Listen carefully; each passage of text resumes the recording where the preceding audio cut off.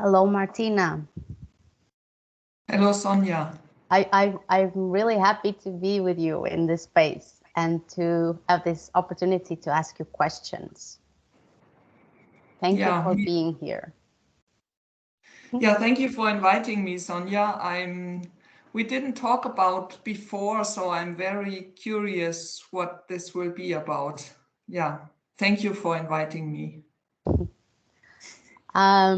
So I am recording a series of talks about the energetic body. And I am mainly interviewing women because I have this story that it's a different process for women to get in contact with their energetic body. Because what I see from my experience is that there's something about the witch hunts that brings a lot of emotional fear in this connection, in developing this connection to this body. And is there something that comes alive for you as I share this? I remember I did one emotional healing process where I was not prepared to go into a past life. And there was like a situation with where I cannot say that I was a witch, but I had it was there was a strong religious background, and there was also something like a hunt on me as a woman, and it was more the hunt on me because I was a woman and I had a female body, and not so much this witch aspect. Yeah. And how did you started to get in contact with your energetic body? How was the building of this relationship?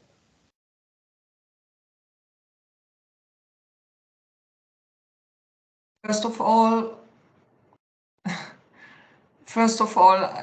I would like to say that the relationship or the consciousness that there is an energetic body started when I was very, very little, some years old. And it started when I decided that I have to send out some parts of my energetic body to survive. That had to do with a sexual abuse, and I don't know if I knew it when I was 2 years old, that I sent parts of my energetic body out, and even though I didn't know it, I could decide it to do that. So somehow I must have had a relationship to my energetic body, because if I would not have had that, or past tense, if I would not have had that, I would not be able to send it out. You know what I mean? Yes. Yeah. And the same, it was more sensing the difference between it is out or it is in. And the same it was many, many years later when I had the possibility to bring those parts back, those energetic parts back. I also sensed the difference. Okay, now it's back. It really, those parts came back into my breast parts here. Here, this part where this talisman is, in this part, they were like docking in. It was really something like that. It was really sensible for me that they came back. And I heard you say a first part was sensing what was in and what was out. Can you say more about that? Yeah.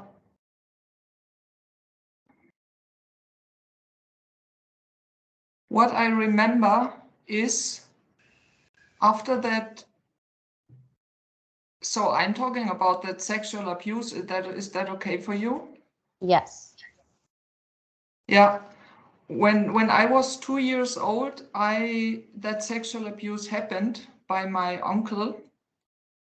And straight after that had happened, I went behind this house where it happened. There was a big wall where this house was. There was like a garage for the cars. And I went on the back side of this garage where there was no window and there was nobody. It was like a dead earth. There was nothing. There was nothing growing. There was nobody walking. There was no way. There was just nothing. And there I buried my remembrance. I buried that what happened.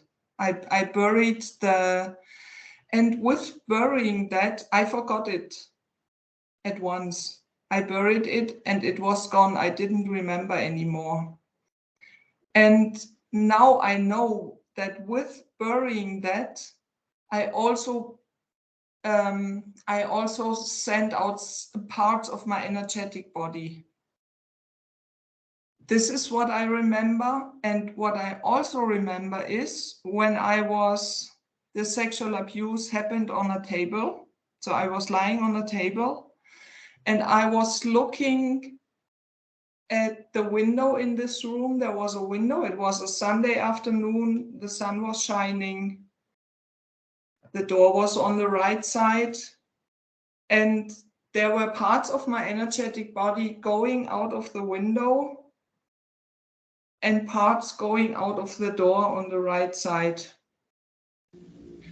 And I don't know how aware I was at that moment.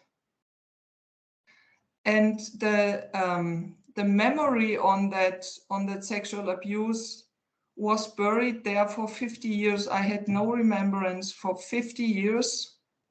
And then it came back. The whole thing came back very exactly. So I remembered the day, I remembered the weather, I remembered the time, I remembered who else was in the house. I remembered everything. It just came back. And then I know that I also was sending those energetic parts out.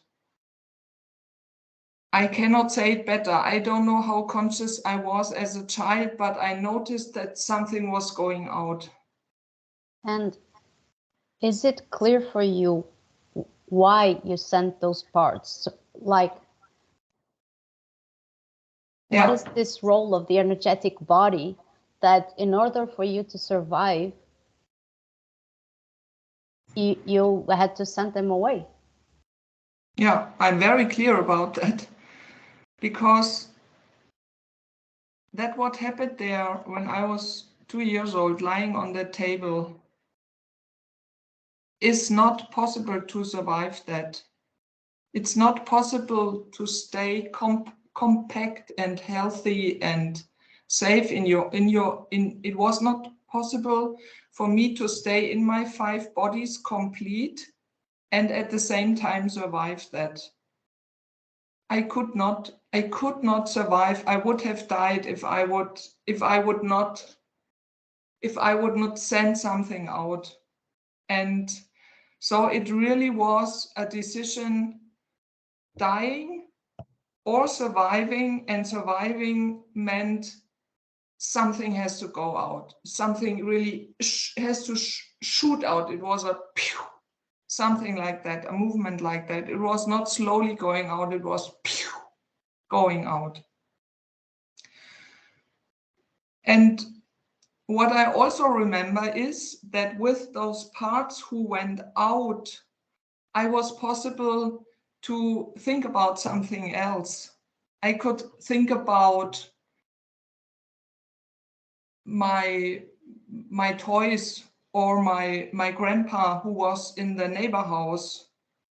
In the modern psychology, you call that dissociation.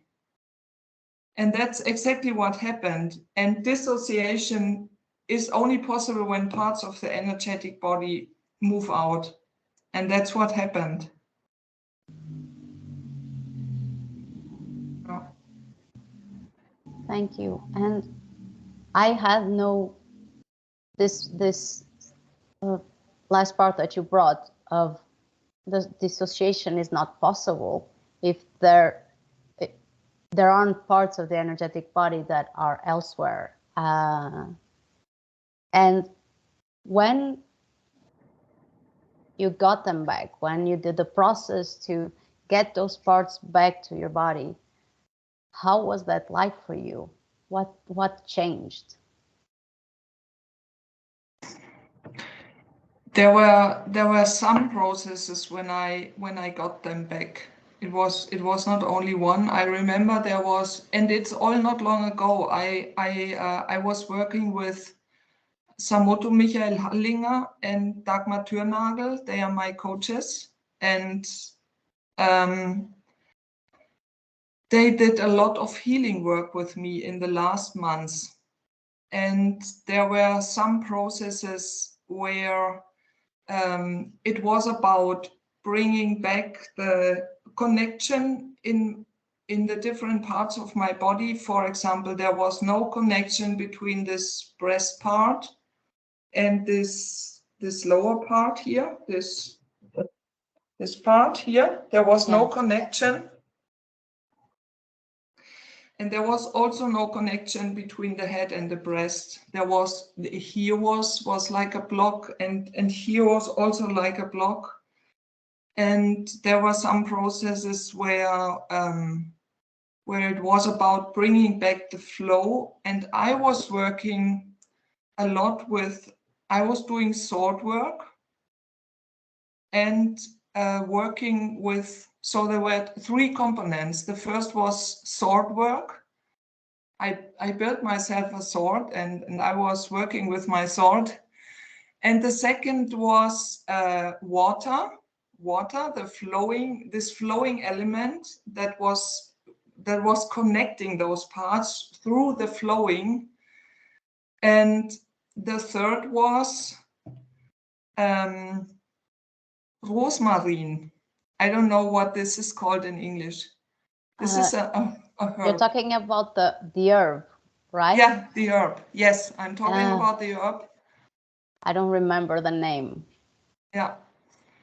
I will just look that up so that if somebody cannot, it only takes a second. Yes, thank you.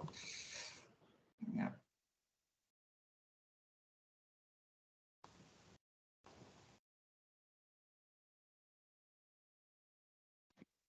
Yeah, rosemary. Okay, it's it's similar. Yeah, rosemary. And what I did with the rosemary was, I was Samoto Michael. He showed me a special thing what I should do, and this was the imagine that the smell of the rosemary and the color, this dark rosemary green, goes into every body cell, and the body cell is breathing that in. The green and the smell is breathing that in and is breathing that out again. So the rosemary smell and color goes in and something else goes out. And this was like a cleaning process. And I think this was not only for the physical body, it was for me, it felt like more it was for the energetic body. I don't know if this energetic body also contains out of cells, but I worked with imagination that the cells of the energetic body also were breathing that in, the rosemary color and the smell. And this poison and dark and old and yeah, this old stuff is going out of the cell. Yeah. So those were the three things what I used to bring to heal my energetic body. And there were some processes where I brought those parts back also. And can you say how was this work with the sword? And what did you discover about yourself with this work?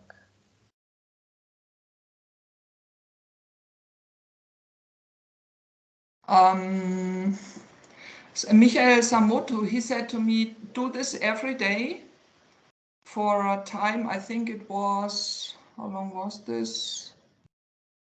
4 weeks or so. I don't remember exactly. Do this every day for some minutes, not such a long time, so that you can manage it. Because if you would have said, do this every day for 5 hours, I would not have done that. But he said, okay, do it for 10 minutes, but do it every day. So it was important that I do it every day. And I did that every day. And it sounds, when I say that, nobody asked me that question. When I say that, it sounds in my ears a little bit ridiculous. And I say it anyway, because I was somehow getting this feeling that I am a warrioress. I am strong and I can help myself. And I'm not a victim. It's fucking powerful when you are standing with a sword. And I did 2 sword trainings with Clinton in a lab 2 times, and with Michael Samoto also 2 times in a lab. And I'm not really skilled with sword working. And still I'm feeling like a warrioress. I'm feeling very strong, and I'm feeling my whole body. I'm feeling my whole body. And I was doing this in front of a mirror so that I could see myself and honor myself and say, okay, this is me. I'm a tall, strong woman. I have a sword. I'm no victim. So this was this aspect. Yeah. Thank you so much for sharing this. I remember I asked you this because I have this connection to the sword, and the first time I did this work in a lab, I did it with another woman, and it was this deep connection moment, and I was looking in the eyes of a warrioress, and I saw in her eyes that she was looking into the eyes of a warrioress. And this was really touching. And when you shared that this was a part of your healing, this is very meaningful, because it's getting your power back and your anger. Thank you for sharing that. Yes, exactly. Yeah. And I know what you mean with that, staying, looking into someone's eyes, and this person is also wearing a sword, carrying a sword. I know what you mean. This is extremely powerful. Yeah. Looking in the eyes of a warrioress, and she does the same. It's like looking in the mirror. Yeah. It is, and it's really a doorway for sisterhood, for womanhood. Yeah. what I experienced with this woman, looking into her eyes and doing this pose of holding the sword and being centered, we were not kidding. We were very serious, and yet we were very connected and very present with each other. It was a really empowering moment.